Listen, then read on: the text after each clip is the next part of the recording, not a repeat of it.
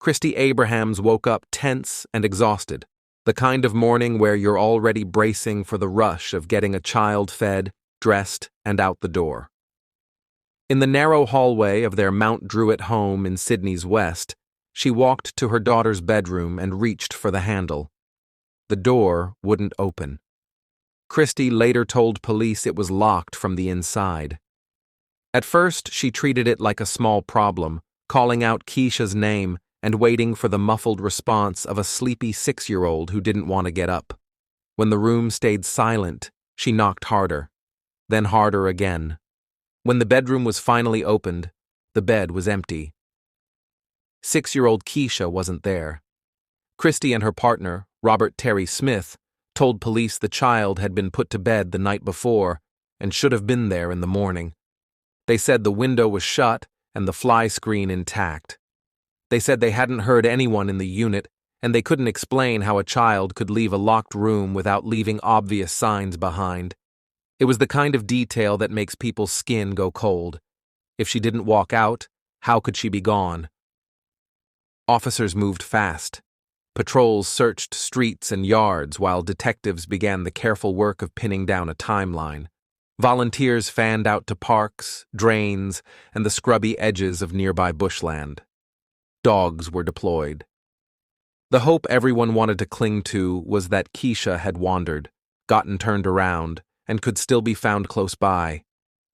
But as hours turned into days, the more the home itself became the center of attention, because there was no clean trail outward, no broken lock, no shattered glass that pointed to a stranger. Kiesha was also known by her father's surname, Weipert, and her history mattered to investigators. Child protection authorities had been involved with her family in earlier years, and concerns had been raised about her welfare. Detectives interviewed relatives, neighbors, and anyone who had seen Kiesha recently.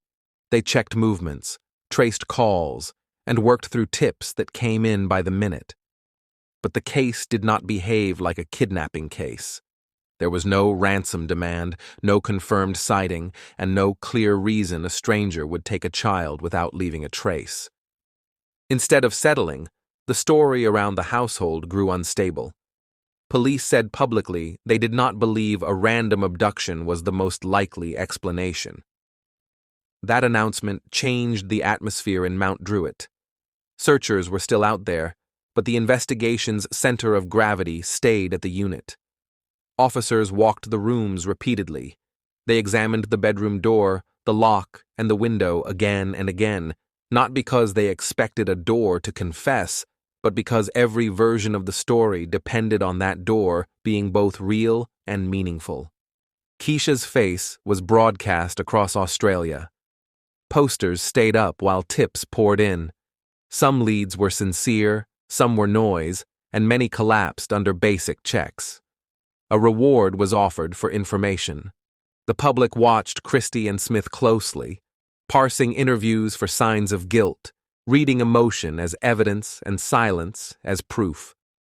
Detectives focused on what could be proved, what was said, when it was said, and what facts did or did not support those words. Months passed. Kiesha remained missing.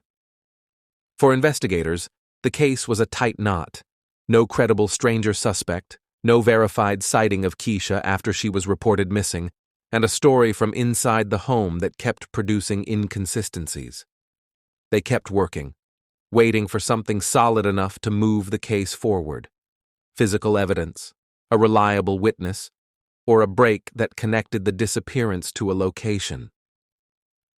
In April 2011, 8 months after Kiesha was reported missing on August 1st, 2010, police found human remains in bushland at Shalvey, in Sydney's west, not far from where the family lived. Investigators identified the remains as Kiesha's. The missing child search ended in an instant. The case became a homicide investigation with a victim who could no longer tell anyone what happened inside that home. The charges followed. On what would have been Kiesha's 7th birthday, police charged Kiesha Abrahams with murder and also charged Robert Terry Smith. The allegations laid out in court described a cover-up. Kiesha's body kept in a suitcase for a period of time, then burned and buried in a shallow grave in the same bushland where her remains were later found.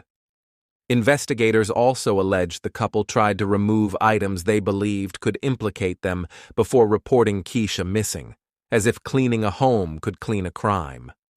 As the case moved through the courts, details about Kiesha's short life emerged in stark, factual terms. The court heard that Christy had previously been convicted of biting Kiesha when she was 15 months old, and that welfare authorities had been involved earlier in her life.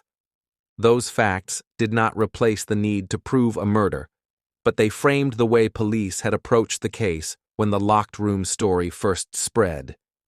Investigators were not looking at a perfect family hit by random evil.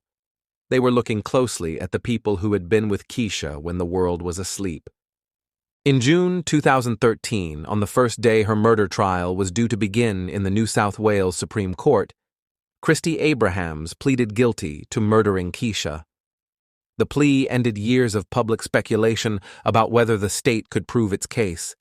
It was an admission that Kiesha had not been taken by an outsider in the night.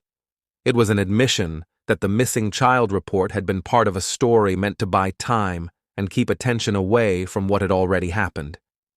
In July 2013, Kiesha Abrahams was sentenced to prison for murder and for interfering with a corpse, with the court setting a non-parole period of 16 years and a maximum term of more than 2 decades. Robert Terry Smith, who had pleaded guilty to manslaughter by gross criminal negligence and to being an accessory after the fact to murder, was also sentenced to prison. The legal outcomes did not soften what came before them. A 6-year-old girl was dead, and the adults responsible had tried to hold the world at bay with a locked door and a search that could never succeed. For the detectives who had walked the unit's rooms and listened to every changing detail, the guilty plea was not closure so much as confirmation of what the evidence had been pushing them toward for years. For the public, it was a hard ending to a story that had started with strangers handing out flyers and combing bushland, convinced a child could still be found alive.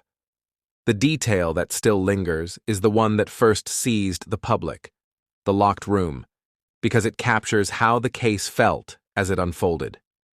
A closed door suggests safety.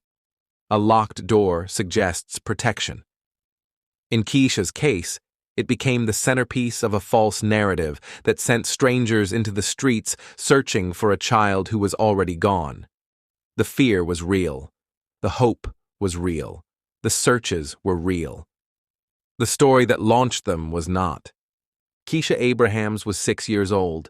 Her case remains one of Australia's most haunting because it began with a parent insisting a child vanished without a way out, and it ended with Kiesha's remains found close to home. The distance between Mount Druitt and the bushland at Shalvey isn't far on a map, but the damage done in that time cannot be measured in miles. Thank you for listening to The Lantern's Tale. Subscribe for more true stories, if you dare.